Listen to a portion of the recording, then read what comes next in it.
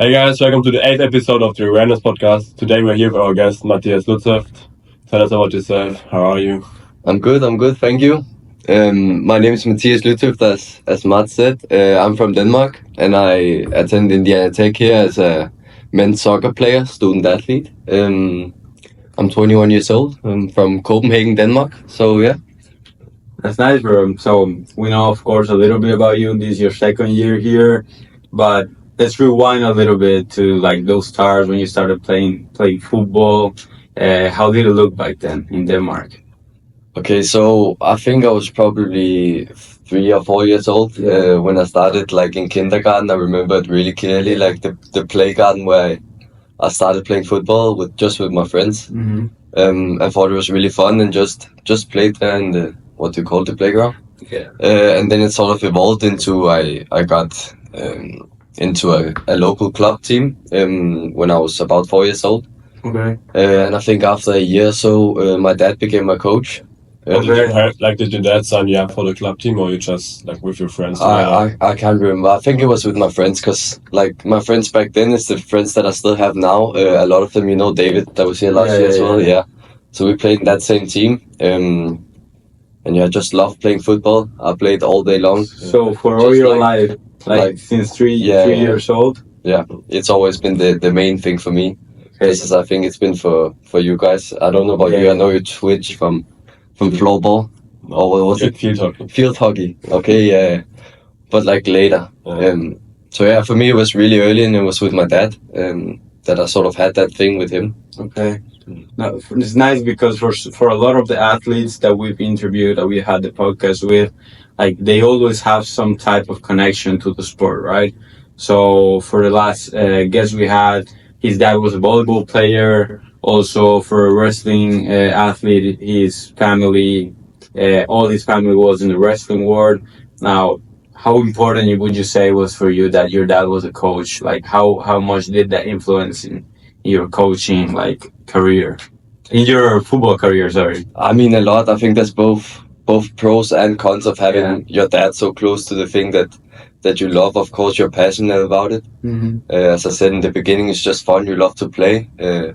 But I was a really what do you call it? Competitive kid. Yeah. I had a big temper. So of course there can be some discussions here and there, but in the end I think it's just something that I look back on and that I enjoy a lot, and just having the support from your family is really important. I'm not saying that you have to watch all the games, but just that they always supported me in what I wanted to do, and then that my dad, that it was his interest as well, just made it even better and sort of made our connection stronger to each other. For how long was your dad like your coach? Like until which age? Until I think 11 or something, 11, 12. And then you switched clubs, or you stopped coaching? Nah, he kept on coaching. Like he's been. That's the funny thing at home, because my dad kept coaching, and then just did all the other years. So like at the local community, whatever, everybody that played football knows my dad because they had him as a coach, and that's okay. So your last name is a little known in your local. At least if you played for that local club. Okay, you mentioned something earlier that kind of like stuck in my mind. Like you always found that support from your family, even though like they didn't really have to watch every game. Like, then how did you see the support from them? Like how the support looked like if they didn't watch every game? So I mean, my dad was always there and has always been, because he was on the sideline up until I was 11, whatever, and then from there just kept coming to every game, because that was sort of our thing together. And my mom, my sister as well, has always been interested and very supportive and whatever. So because for me, like the way, like the reason I wanted to touch on that is, for me, my dad has always been very big on football. Like he's always like very involved. He watches every weekend game, but he was not always able to go and watch my games. I mean, he's a doctor, so sometimes he's very busy. But I always felt that support. The same for the rest of my family. My mom wasn't really too big into football, but I always felt that support from them, even though they were not there every game. So I think that's something like very important. Like the family doesn't really have to be there all the time in order for like to support you. Just like just a simple question that they ask, like how was the game, or just being there for you, because like of course we all know that you lose the game, you don't want to talk to anybody. Exactly. That's the worst thing when you lose and you get out and your mom is there like, you played a good game. Mom, shut up. You don't know anything. You know, it's just a bad game. Like, especially after a bad game. It's just like, Camilo said, like, sometimes enough, like, if they just, like, ask you how was the game. Yeah. And, like, they know how much work you put in. And if it's a bad game, they have to know, like, or they should know, like, you know, the best amount. Yeah. It's like, exactly. It's sort of...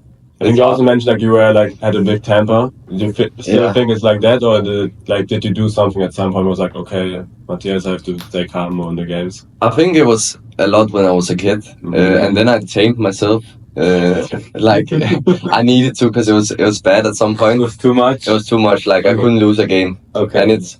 But how was it? Like, did you like rage, or did you like I don't know, destroy something? Like I raged when I got home. Sometimes like I could leave the pitch even. Like it was too much, and then of course coaches and parents tell you like you can't, and you self-reflect on it and sort of change in that way. And then I think I kind of miss it sometimes, because I think I lost that. You need that little spark. That's very important as well. You can't lose that, like still wanting to win and so forth, as long as it doesn't take over and become a negative thing. Yeah, I think like you learn to manage it, you know? Yeah, exactly.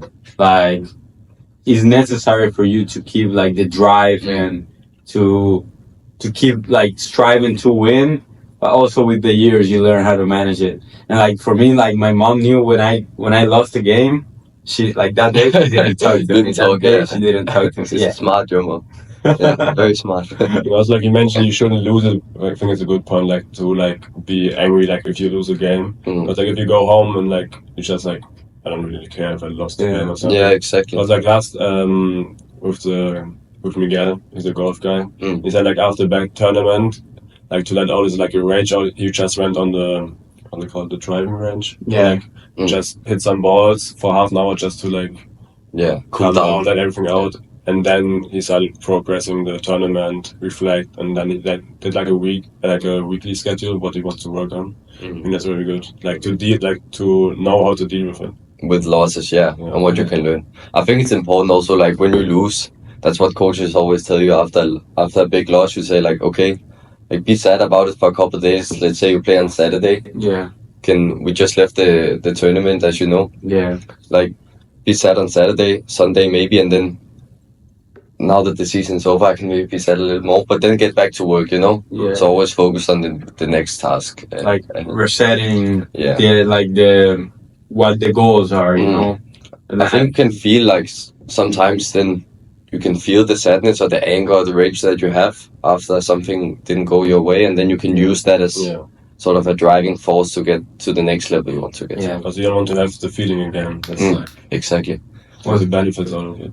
Yeah. Was that something you started doing? Like, okay, at first you were just raging, but then did you start like reflecting on what was making you mad, on the things you were doing wrong, so you can get better the next week? I mean, it was actually when I was really small. Like I learned to manage it pretty early on. Okay. Which I'm kind of happy about. Yeah. But I think it was just sometimes it was embarrassing. Sometimes it was just, okay, you grow up, you learn from what you like, things you do wrong and stuff like that. So, was there anything different you started doing to, like did you started seeing like more progress when you started doing those things? Yeah, I think so. Did it help you like to stay calm in the game, or was it like mainly like after the game? It was mainly like after the game as well. So. Okay. And so like we talk about that early stage until 11 when you started, like when you play with your dad. What was kind of like that change for you when you say like, okay, I'm good at this, like I want to take this more seriously? Like what was that changed like your mindset? So I think we had a really good team. That I was lucky. Always with your local team, it's kind of hit or miss. But we were lucky. We had a really good year and a good group of players. So it was kind of up until you're 13. There's no real like official ranks and stuff. So it's just, okay, we get to play against the top teams in the country because we get invited to these small tournaments. Okay. And when you do that, you start to think, okay, and this is the only thing I love, by the way, like football is my passion. So I go to this, you think, okay, I'm pretty good at this. You can see when you go to school, that's a big thing. Like when you play in the schoolyard. Yeah, in the school you're the best one. That's your best memories as a kid, right? And when you're the best one in the schoolyard, or like one of the best, then you just think, okay, I have a talent here. This is what I want to pursue. And then I remember I got home from a practice once. So as I said, like around 13, you switch to playing these official like divisions, and the academies get more serious and stuff like that. And I got a call when I came home from practice. I was 13, and my parents said we got a call from a scout. And then I went to an academy, one of the biggest academies in Denmark. Okay. And that was like a moment for me where I was like, wow. Okay, this is good. Like I was happy, of course. But you went like to a trial first, or like like looking for? Yeah. Okay. So I think it was like we were 3 guys from the club, me and two guys from the year above. Yeah. And we went there. They say come for 2 weeks. Okay. And then I was there for 2 weeks, and I think they liked me or valued what they saw or something like that. And then I was invited to train with them. I was there for half a year before I was like dropped from the academy. I went back to the old team. Okay. And because I think it's very important for like the athletes, the young athletes, when they go to trials. Of course you were young at that point. You were like what, 13 years old? You said. But is there any way that you approach those trials? Because a lot of people stress about when they're going to trials, when there's a big club seeing them in the stands. They just want to impress them. Like, is there anything that went through your mind in those trials? Yeah, of course, because you want to be the best version of yourself, and especially when you get a certain window. I got 2 weeks, I remember. Yeah. Then it's like, okay, you have 2 trainings a week for 2 weeks. That's 4 practices that you have to be on top. Okay. Yeah. But it's just about also the best thing you could do is not think about it.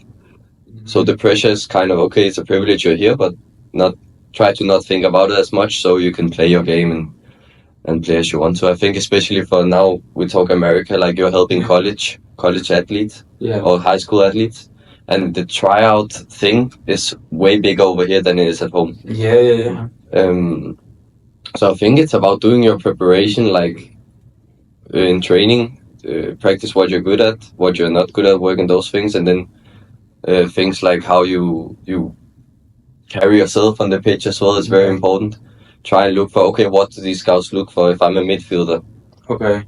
They look for this and this and this, and then try and make a game plan that makes you do these things in the tryout or in the game. Okay. Just like prepare like maybe a week before, like a night before, like not like do more training, but just like in your head to say like as a midfielder I have to like be aware of what's around. Exactly. And then make it loud, stuff like that. Measurable, so you can say, okay, instead of saying tomorrow I just want to score a goal, and then they'll scout me and say, okay, I'm a midfielder. What did they look for? They look for maybe if a 6. They look for something that can control the game. Okay. That has some leadership, so you get chest forward. Like these are things that you can control. Also, like it's important. Like of course you can't control if you get nervous, but you can say, okay, I'm getting nervous now, but it doesn't have to be a bad thing. Yeah, like, exactly. It's just a feeling. It should be like happy that you can go to a trial. Yeah. Okay. Show them what you're capable of. And also, like, so I think you just mentioned because a lot of I blame myself too. Like, we just think, okay, I want to win, I want to play good, I want to, I don't know, perform well, win the championship. But what you just said, like breaking it down into what it takes to like play good, for example. Not saying I want to play good, but saying, okay, what does play good mean to me? So being aware of my surroundings, making good passes, I don't know, spreading the ball when I have it, looking for that third pass. So it's like breaking it down into actionable steps so you can actually do it. And like, if you do them, that will be success for you. And then because the result is too uncontrollable, like there are so many things that go into the results. So I think that's like a very important frame to have, you know? Yeah, for sure. Especially for young players as well. Yeah, of course. Because it's easy to just compare. I think they put a lot of emphasis on stats in America, for example. Yeah. And it's easy to just look at the stats. Okay, that guy got a goal and an assist. Yeah. And I didn't. But like, what did you do then? Yeah. And what is it that makes you an important player to the team or makes you a better player. An assist and a goal can be a one game thing, you know, like you're trying to look for sustainable abilities. Exactly. And you're trying to look at things you can control, you know. Of course. So instead of saying I want to score a goal if you're a striker, you say I want to be in that position X amount of times. Okay. So I want to be in the box and I want to do this that I've practiced. Okay. That's very actionable. Yeah. Then if you don't hit it, it's not your day, fair enough. But you can say, okay, I did that. Okay, but I was in that position. Yeah. So that's like, you call it success. Like that's your success and you don't feel bad about having failed because you didn't score a goal, but you feel like, okay, I did well in this. That was my goal.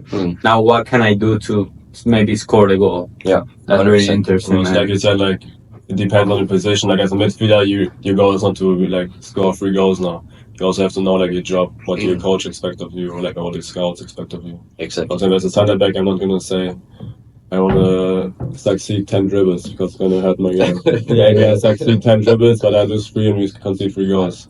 Yeah, exactly. And that could be a goal if you want. Like, I see it if you're a young player, then if you want to improve your dribbling, you can do that because there's space where it's not as results oriented when you play.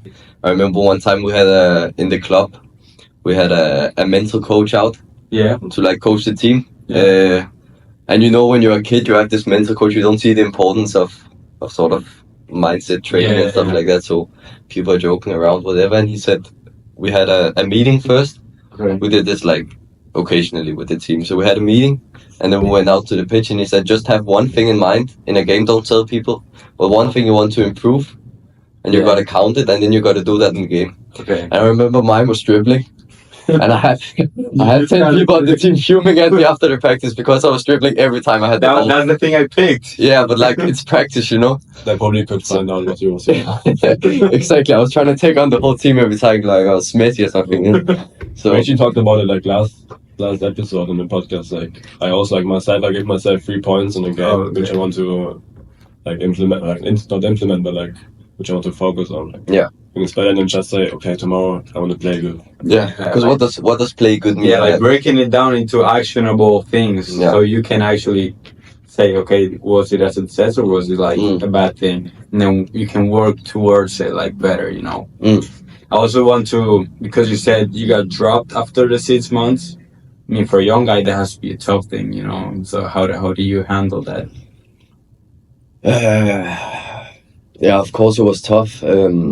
And then what followed also, because like the years afterwards, of course, 13, 14, 15, up to 17 is very important years for your development. And I sort of got back. I remember I was quite confident because I'd just been there or whatever. Yeah. And we went into the next season and I broke my arm early in the season. I told you earlier, like injuries has been a problem always. I broke my arm. So I was out and I came back to the local. There was a new startup, sort of. They took 3 local clubs and mixed them into one to try and make a like competitive academy locally. And I was there, and then I broke my arm, and there was a lot of good players, of course. Yeah. So other players took the spot. I came back. It was tough. Then those years as well are years where you grow a lot. Yeah. Or other people did. I didn't. Okay. You know, so I was. Like I hit smaller than everybody else, muscle wise as well, and stuff like that. So I struggle with the physical part a lot, and that's so I went up sort of being, I would say, one of the best, like most talented, because I was really good on the ball and smart and stuff like this. And you went to the academy of the one of the best academies in Denmark. And then it started getting more physical. The game. Yeah. And my body sort of development didn't follow that. Did they give you any reason why you got dropped out of the academy? Yeah, because I was too small and too slow. And that was basically the explanation as well. So that's something I've been struggling with a lot. Okay. Now I think I've caught up to it. Okay. But yeah, always been a small player, and that's tough. Yeah. But, when you got dropped and you got like the reasons for it, like did you like went to the gym or like did like extra work and stuff on that?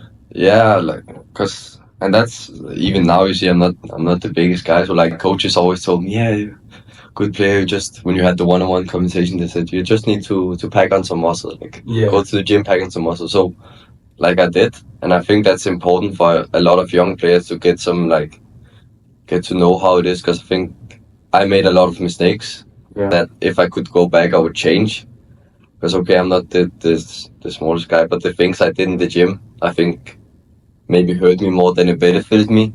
Okay. Like you go there with your friends, maybe because you want to get big. You see these big guys in the gym, and you're 15 years and little and small, and you say, okay, they do a lot in the bench press, so you got just go bench press, and you go as much as you can, like, and then you do it like after practice. So I did it late at night, maybe 10. I went there doing heavy bench press to go practice the next morning, and it ruined my body, you know. It makes me stiff, whatever. So like with the right help, of course, and knowing how to train and when to train and what to eat and what to do with all of this, I think it's been more beneficial to me.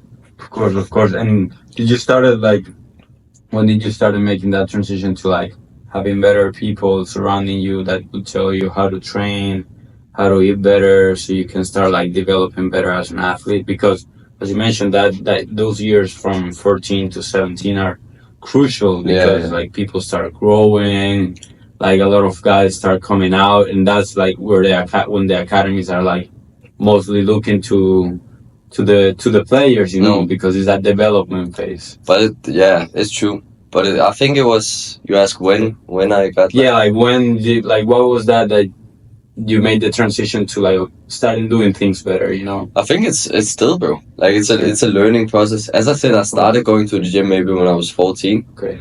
And then it's a learning, like you learn, okay, this works, this doesn't work, this does this to your body then. And like now I've been injured this season as well, so I'm not perfect. I haven't learned it yet. There's still things I need to develop. Okay. Because we learn all the time as humans, you know. So, but I think especially when I was in 10th grade, so I had these years after that I got dropped. I had them in the local academy. Yeah. And I didn't play that much. I was on the bench a lot of the time. It was tough. So I went to the school in Denmark we have called after school. It's like after. Is that the boarding school? Yeah, like kind of a boarding school where you live. Yeah. So I trained there. You get we got cooks, the chef that cook for us. So I got good nutrition. You get specialized mobility programs, whatever. You have everything there. Strength programs, and that helped me a lot. Yeah. And I broke my arm first day as well. You broke your arm in the boarding school? First day. How whole season. That was actually, it was 2019. So I broke my arm, was out for the whole fall, came back. Yeah. Then I played alright, like scored a lot of goals, made a lot of assists over the winter break. Was looking forward to spring season, and then COVID came. No. Got sent home, didn't play there as well, but I feel like I still developed a lot. I was injury free, whatever. So then did you get COVID or just like COVID, like the pandemic? Nah, I'm like Superman, but couldn't get it. Couldn't get it. My family, my girlfriend, everybody couldn't get it. But then like, was that like you couldn't play, right? And then when you stopped quarantine, like what happened after that? So we got back, and then the season was cancelled. So we just had a bit of like some scrimmages and stuff like that, and it was not very good, you know? Bro, like that, like I can resonate so much with that, because that's literally what happened to me. So we went to COVID, right? It was like March 2020. Yeah. 4 years already. Crazy. Yeah. So we went to COVID, and it was like, I don't know, in Colombia, like you couldn't go to the pitch until like September probably. So then I started going back to, well, by the way, I was training like so much in the COVID, like 5 hours a day. Like I'm gonna come back strong and everything. And then in December, I started to feel like a little pain in the knee, you know, because I was training in the concrete in my garage. Wait, you were home until December, March to December? To like September. Oh, okay. And so I started to feel like a little pain, but I was like, okay, I'm not gonna pay that much attention to it. That day in December, I remember it was after a scrimmage game. Okay. Like there were scouts and everything in the stadium. I actually played good, but then after the game, I told my dad like, no, the knee's too much. So what happened? And then I started like 6 months out. Like I started doing. They told me it was my tendon. So I did like recovery and everything for 6 months. So I went back. I still felt a little bit of pain. I went back for like a month, but I couldn't. Like after a month, I couldn't. So then I went back, did recovery for a year. Right. So it's like a year and a half. So my under 15. So there's like you have three main opportunities in Colombia, which are like the national championships. So you have the 1 year in the under 15s and 2 years in the under 17s. Yeah. So my first year in the under 15, it was COVID. Yeah. And then my second year in the my first year in the under 17, I was injured. Yeah. And then for the second year of my under 17, I went I recovered like in half of the season. So they were already on the season, so they couldn't like put me inside the team shit, you know? So I couldn't play. So all those 3 years, I missed all of them. So that's why I resonate a lot with you. And they're crucial, those years, you know? Because you see other players that go from like... Players go from 14, everybody's kind of equal. Yeah. You know, some players are a little better, but then...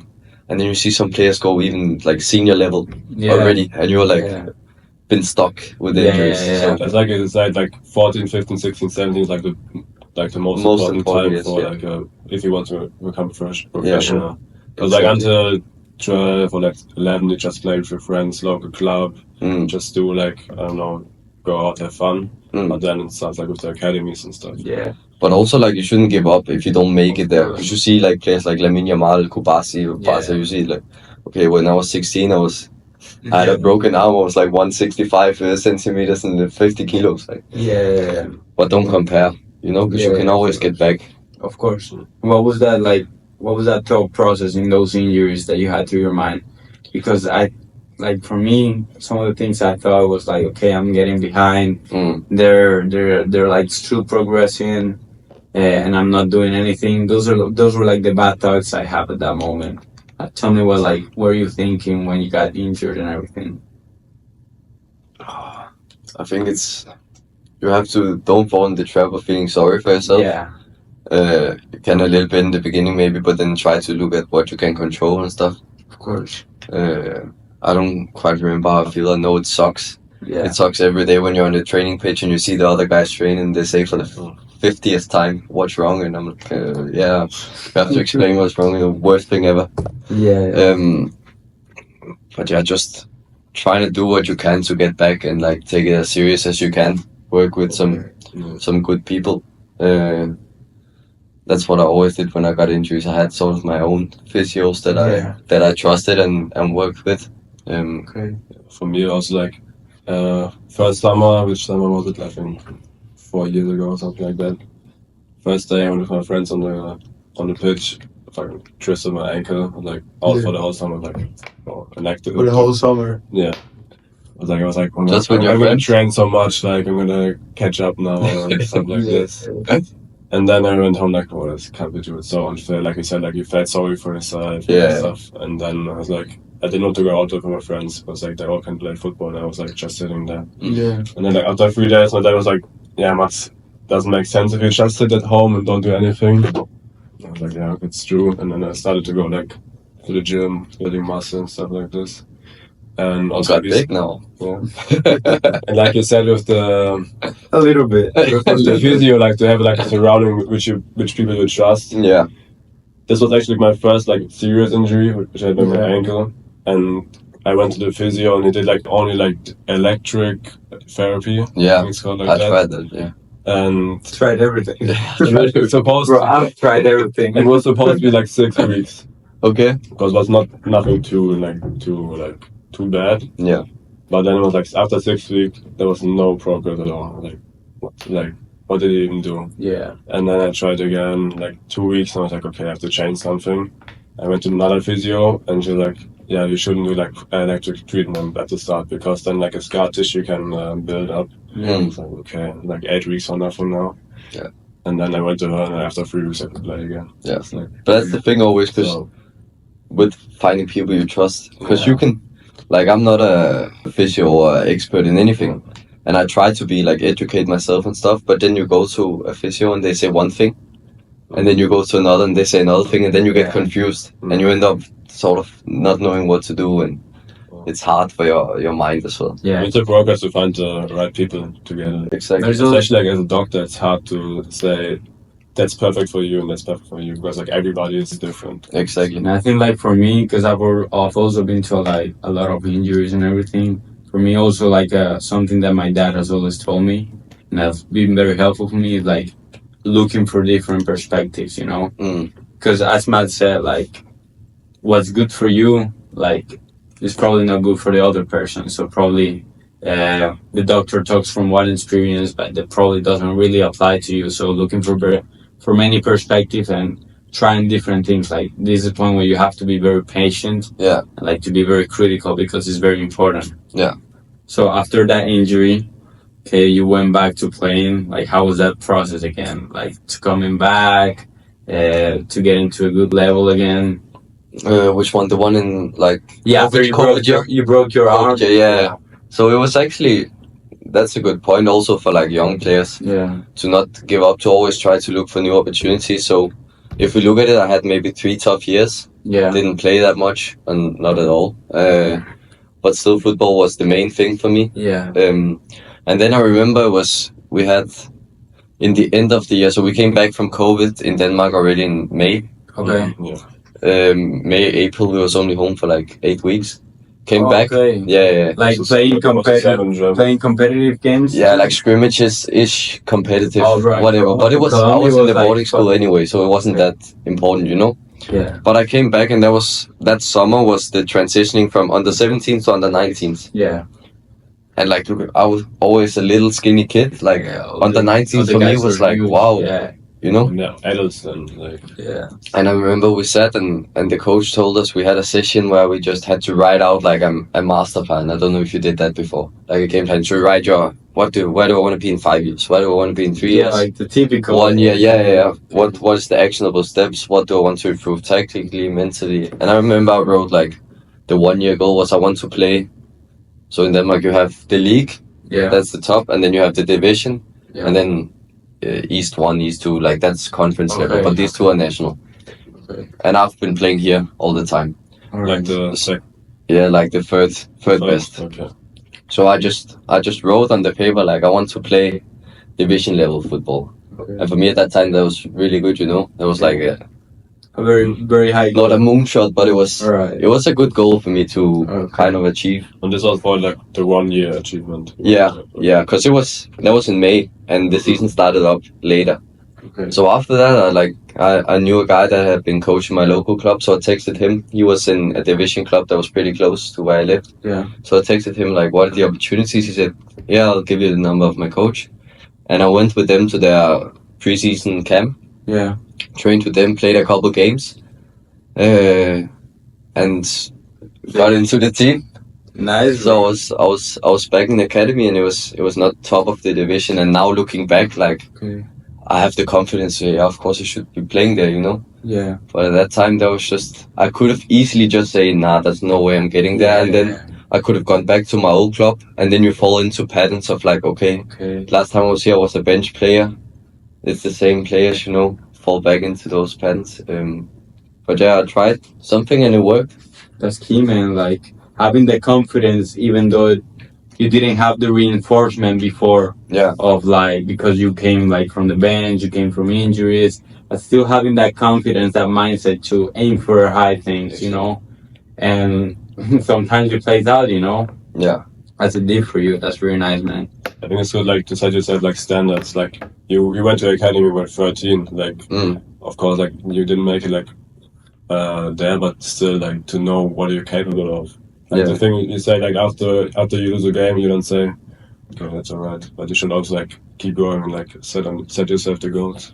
Exactly. No, that's very nice. Like, to know what you're worth. Yeah. Right? Because, like, in 1 year, like, it might seem like a lot, but it's not really a lot, like. And football, as you know, football can be, it's a weird sport. Like, in one coach's eyes, you're the best. In another, he'll put you not even in the squad. Yeah. And then also you learn now that yes, Mati. Now that you learn that I came here to the States, that's another opportunity that you don't have to be that narrow-sided of, I can only play my local club or I can only play my country even. Like, you can look at... It's nice to see all the people from all around the world, and like, you know, like to see where they played, at which level. Yeah.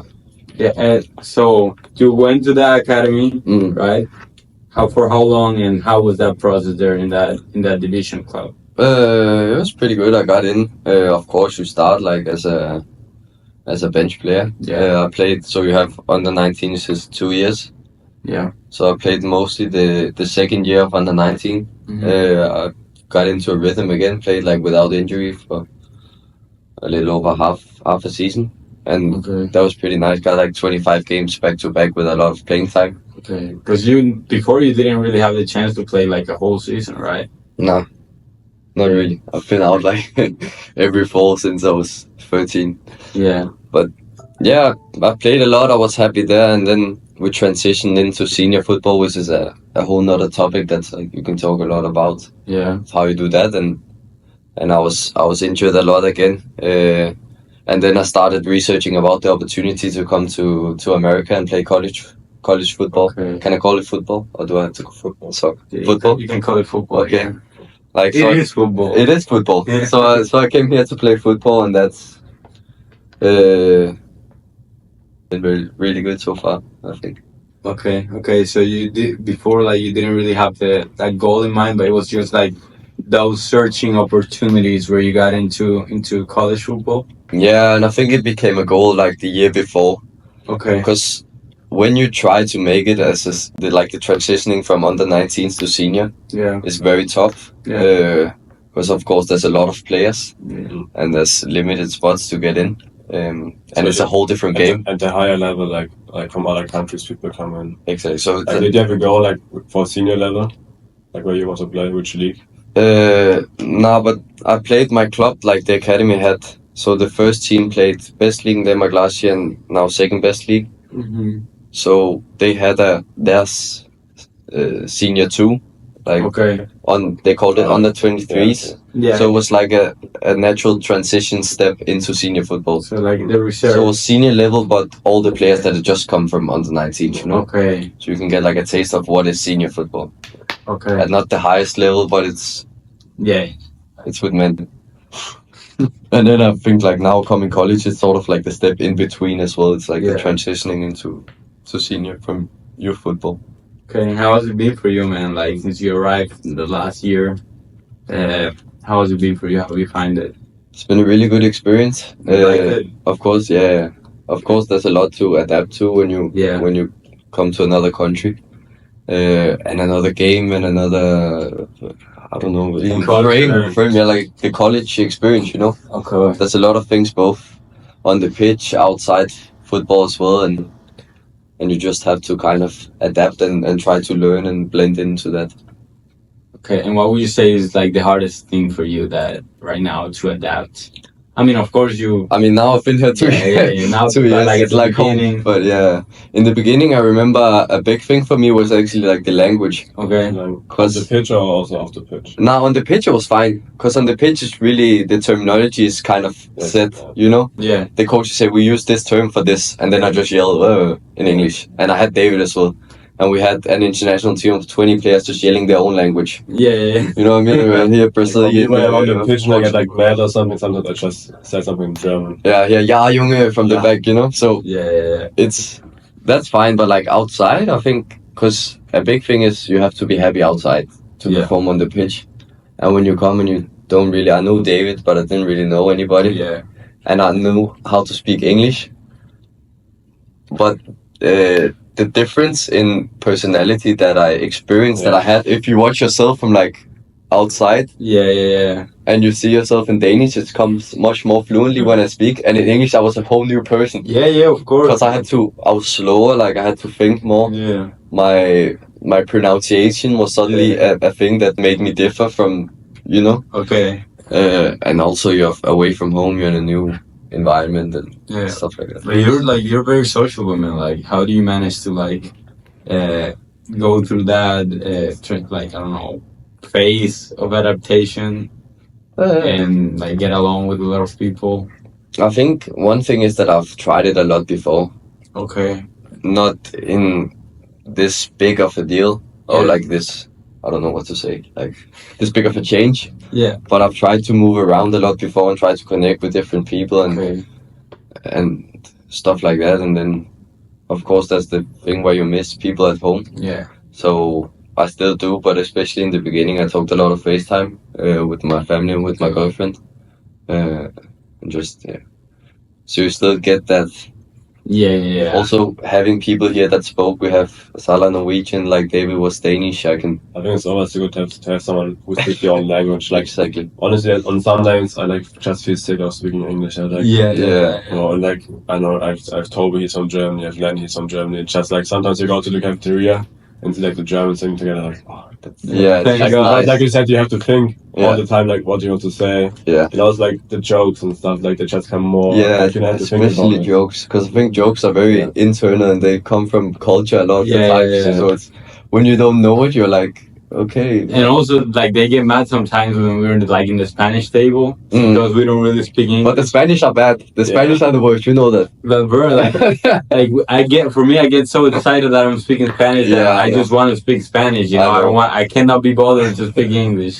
I mean, I've gotten better in that because I understand like it's like leaving the other people aside. in Spanish now. I mean, we all say that these are the worst, but people also look at us like when we sit in cafe and we only talk, even in the house. We have now two guys that speak Greek and two guys that speak Scandinavian, then the English guy and the English guy. Like, you know, so it's funny. It's funny though, being like blending in with so many cultures, and you learn a lot from everybody. I think it also helps like having like a team where they all like have the same situation. Yeah. Like, I think if I would be here and have no sport, I wouldn't really like it. It would be very hard. Like, and it helps that everybody comes from it. You know, like now I've been here for 2 years with two completely different teams, and there's been one American each year, and 30 people in the squad. So it's basically 29 internationals that have the same experience coming away from home. Yeah, just realizing that like the other person's going through your same situation. So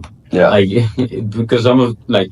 For me at the beginning, I was just not scared, but I just didn't feel comfortable going to somebody else and speaking to them. It's like having a great conversation. But the truth is that the other person is going through the same situation as you. Exactly. You just want somebody to go speak to them too. So like getting outside of that comfort zone and speaking to other people, I think is very key to like the new college athletes like that come from another country and even from here from America. Like just going and speak to the other person, getting out of the comfort zone because the other person is going through the same situation too. Yeah, and be open to everything. Yeah. Like, and I think you learn a lot from when you're at home. I think that you can always, there's a bit this culture also in football. People are very like, there's the friendly banter and then there's just looking at each other and say, haha, look at that guy, you know? But here I think it's more like, you can't really do that. Because it's everybody's from different places and cultures, so it's not like okay, but what if that's just normal? You can't like, you know what I mean? So it's like you can't. It helps you to be like more like understanding, like like not judging maybe exactly the other person, and more tolerant to like more tolerant. You have. Like here in America, like you learn to be very tolerant because you see everything. Yeah, exactly. It's not like at home where if you're. I mean, if the other person's happy, like. And it's good because you stop to think about, okay, what if I don't have the right shoes on today? Like you do when you're a teenager. You stop caring. Is this the trend or what, bro? There is no trend in this team. It's just 29 different people from 29 different countries. So it's just you can kind of relax in being yourself. That's true. Yeah. And then this last season, and we know you're going through an injury now. Hopefully you're better now. But like, how has it been for you? Because you started like last season was your first season, probably more like coming in the pitch like in the 30-40 minutes. 40 minutes of the game. This season you were being a starter, and then this injury comes. Like, how do you handle it, man? Bro, it's really tough. Because when you work for something for a long period of time, obviously we got a new coach in spring, and you've been working hard through the whole spring. You've been going home, you work with a coach over, so you work hard over the summer as well. Everything right. Everything, you feel like you do everything right, or try to at least. And then preseason as well, going through a tough preseason was very funny because you're with your friends every day, just wake up, play football. Doing what you love.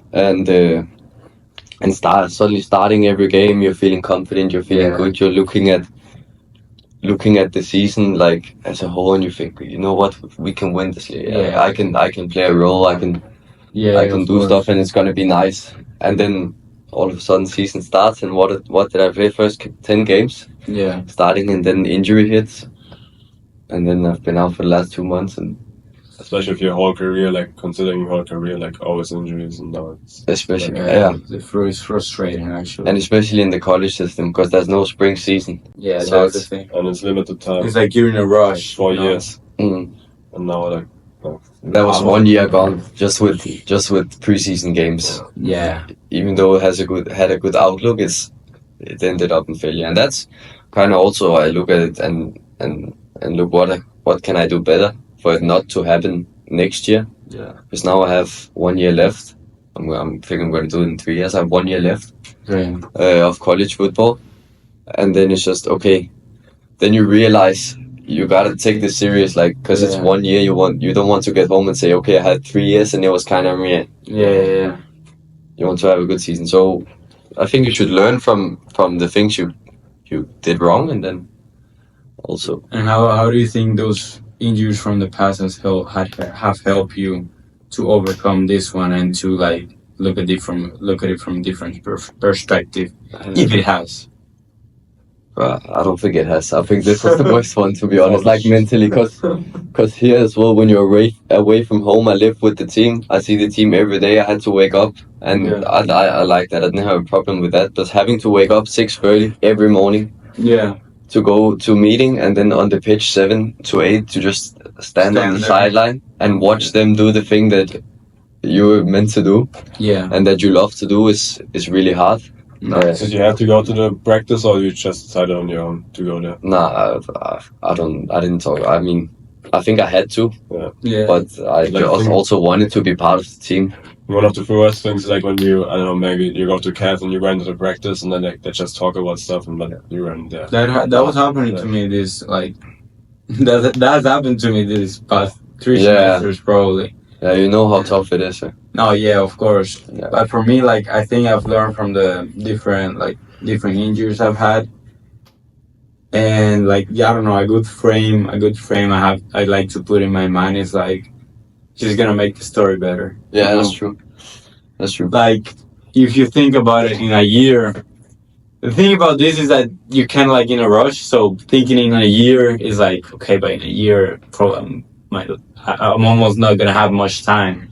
But then if you think like in the long term, you're gonna look back and say, because you know it's not gonna last forever. You're gonna look back and say, okay, I went through all of that, and this made me the person I am today. I mean, now you're doing this, and this wouldn't, like, if you were just been playing all the time, maybe you wouldn't have sat down and say, okay, what can I do with my time? Then I'm gonna try to help other athletes do it. So yeah, that's a good thing that I've like. For me, the injuries just, I don't know, I'll say I've been injured for like 2.5 years in my whole career. Yeah. And like, I'm not a professional. I'm not 35 years old. So for a 19-year-old guy, 2.5 years is a lot. You're still 19 only? Yeah. Holy shit. But yeah, like finding something else, because sometimes our identity is the whole sport, you know? And the thing is that like, in a matter of time, like, the sport can go away, you know, like, you can get injured and you simply cannot do it. So you need to find other stuff that fill you, that make you feel, of course, it's never gonna be easy. Of course, it's never gonna be easy because it's your passion. But for me, what has helped is finding other things that I feel identified with, you know? So I don't know, it's something that, like, maybe the people can get. Yeah, sure, it's good advice. Yeah, and also the frame of, like, okay, the story is gonna be better. Like, this is where a lot of people stop, and this is exactly the reason why I'm gonna be better. The comeback. Yeah, exactly. And I don't know. Yeah, as I told myself, I almost had that's what hurts even more, that I got back, and then we played the opening round of national, and everybody was sort of expecting that we would go on to nationals, and I was on the bench. I was back. I was feeling good. The coach didn't put me on, which is fair. Like, I can't control that. Yeah. And then we lost the game, and it was golden goal, and I was just, in that moment, you just don't even realize that, okay, it's done now. Yeah. You know? Like, in the moment. Like, it's like that, so did we score the goal? Then I would have been back, then maybe I would have played a role in nationals eventually. Maybe we could have won it, you know? Yeah. And now, season is just over, next competitive game, August next year. Because the college season is so compressed, so it's tough. Yeah, it's not easy at How all. the funds you got that go through the hand. Yeah, it's not easy at all.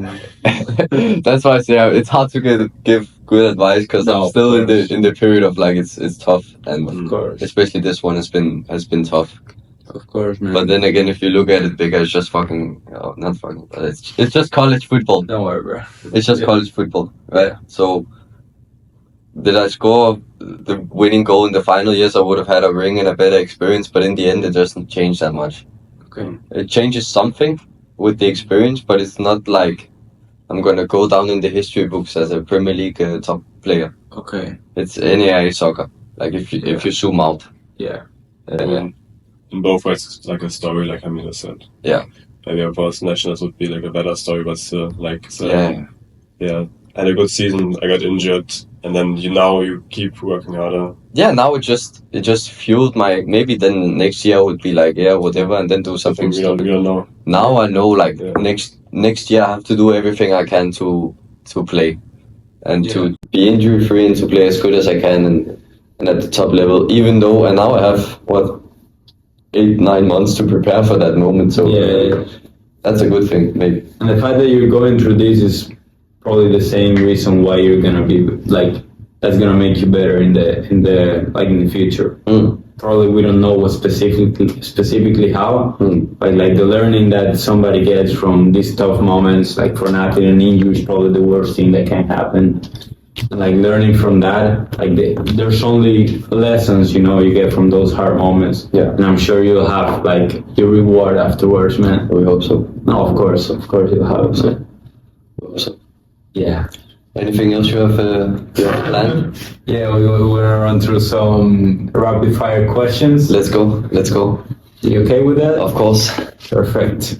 So, what's your favorite position to play? I know you play in the midfield, but like, what's your favorite position to play? I think I like the 6. Sits? I like the 6, but like a playmaking 6. Okay.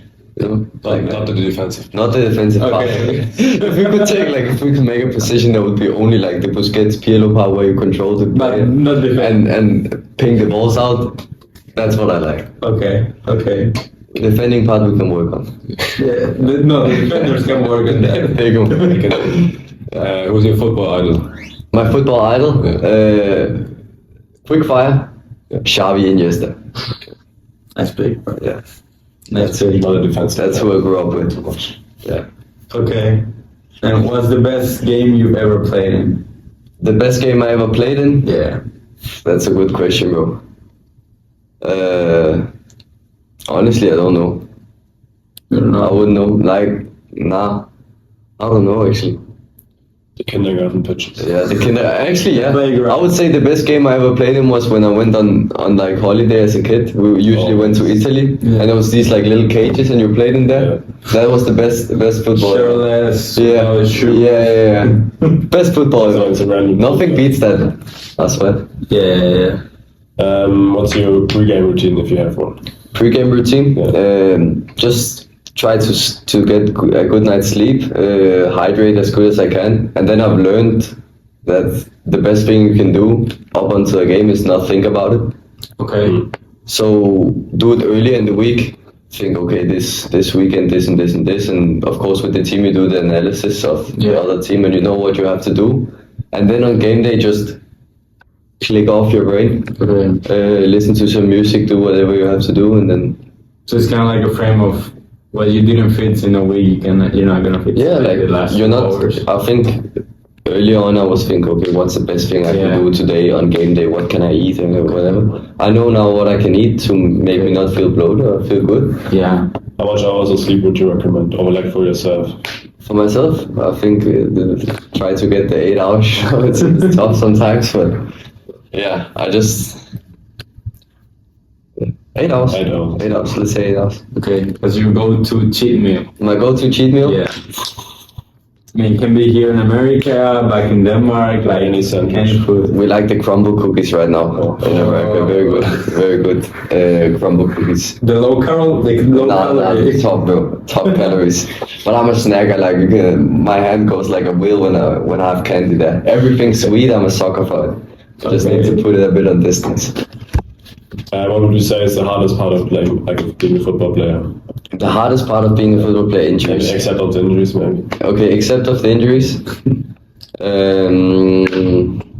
It's the hardest part of being a football player.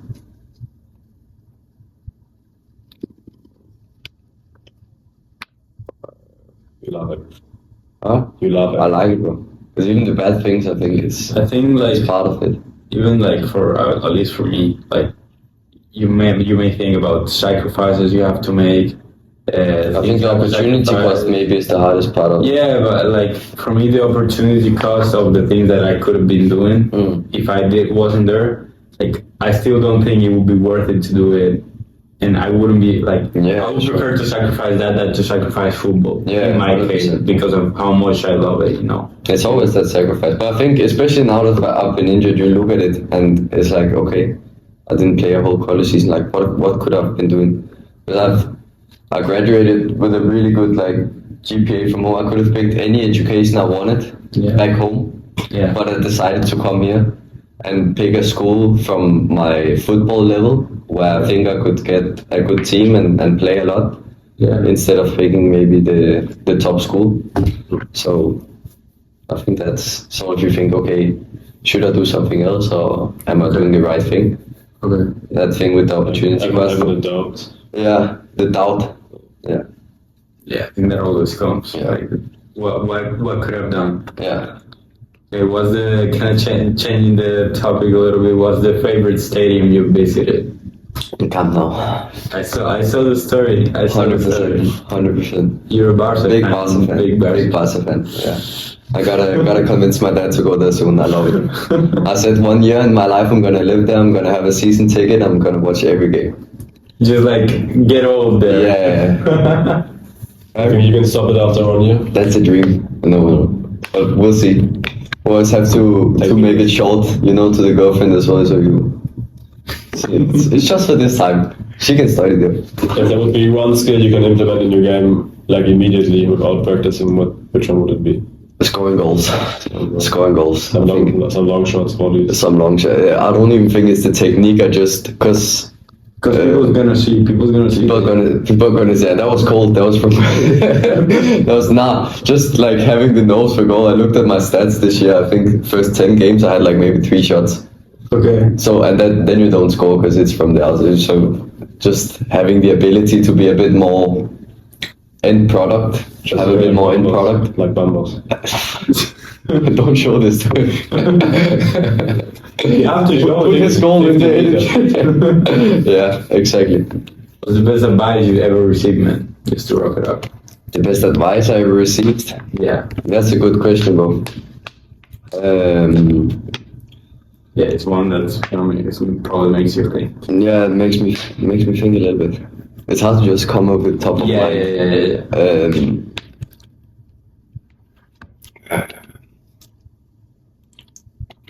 Let me say from my mom. Yeah.